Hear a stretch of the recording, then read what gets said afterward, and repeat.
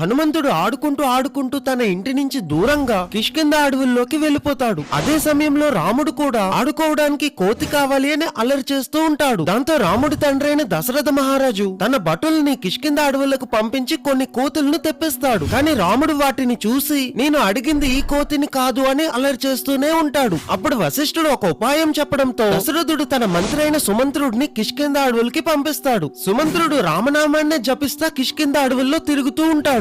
అయితే ఆ రామనామాన్ని విన్న హనుమంతుడు ఒక్కసారిగా ఉత్సాహంతో ఆ రథం ఎక్కి కూర్చుంటాడు. వెంటనే సుమంత్రుడు హనుమంతుడిని తీసుకొని అయోధ్యకి వచ్చేస్తాడు. అక్కడ హనుమంతుడు రాముడు ఒకరినొకరు చూసుకొని ఎంతో సంతోషపడి కలిపి ఆడుకోవడం మొదలు పెడతారు. అలా కొన్ని రోజులు కలిసిమెలిసి ఆడుకున్న తర్వాత విశ్వామిత్రుడితోని రాముడు అడవికి వెళ్లిపోతే హనుమంతుడు తన ఇంటికి తిరిగి వెళ్లిపోతాడు. ఇలా చిన్నప్పుడు కలిసి విడిపోయిన రాముడు హనుమంతుడు పెద్దయ్యాక గాని మళ్ళీ కలవరు. సబ్స్క్రైబ్ చేసి అందరూ చెప్పండి జై హనుమాన్.